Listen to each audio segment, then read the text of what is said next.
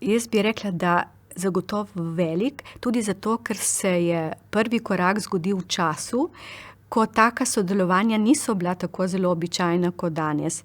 Čezmejna televizija je nastala leta 1999 z nekim sporazumom, ki je na začetku predvidel izmenjavo dnevnikov in tudi siceršnjo izmenjavo neke surovine med obema televizijama in zasnovali so takrat posebno oddajo Links, ki ustvarjajo 4 uredništva 2 televizij. Slovensko in italijansko televizijo Koper in slovensko in italijansko uredništvo Rai. Neki skupen odbor je bil ustanovljen, novinarjev, urednikov, ki so poskrbeli, da vsak mesec izide oddaja, ki je potem objavljena na omenjenih kanalih, z neko skupno dorečeno vsebino. Ta oddaja je enemu in drugemu prostoru, ki ga je včasih delila meja, omogočil, da ljudje dobijo neki drug pogled na dogajanje na tej in drugi strani meje.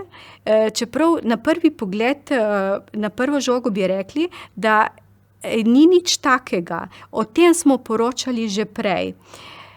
Morda je največji korak bil storjen s tem, ko se ni več stvari samo opisovalo, ampak se je dalo ljudem vedeti, da stvari, ki se dogajajo, lahko tudi živijo. To, kar se dogaja na eni oziroma drugi strani meje, je neka priložnost zanje, da zaživijo ta prostor na nek drugačen način, da ga vzamejo za svojega.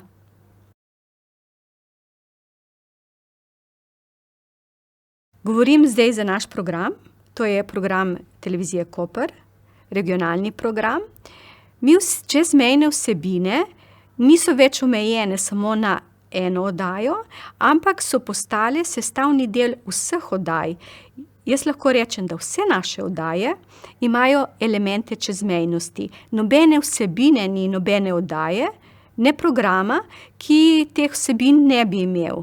In se mi zdi, da v tem času smo zrasli na ta način, da smo iz ene oddaje prešli na to, da te vsebine lahko umeščamo v vse in to govori o tem, da je postalo nekaj vsakdanjost.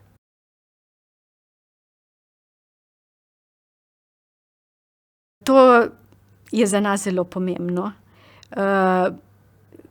Tako kot sem rekla, odraža tisto, kar snuje naš program. Ta povezanost se je udejanjila na zelo konkreten način. 2 mesti, ki sta vsaka zase živeli svoje življenje, bosta postali povezani na način, ne samo za danes, ampak tudi za jutri. Jaz sem prepričana, da bo to, kar se bo zgodilo in se že dogaja med obema Goricama, nekaj, kar bo zaznamovalo ta prostor na dolgi rok. In nič ne bo vrnilo nas v čas, ne glede na to, kar se bo dogajalo, v čas, ko je ta meja ločila, ampak nas povezuje, ne glede, da ostaja meja.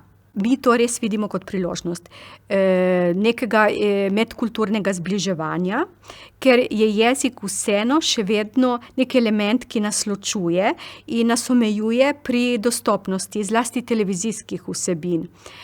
Je pa zdaj tehnika in tehnologija napredovala na način, da omogoča neke hitre prevode in s tem povečuje tudi dostopnost.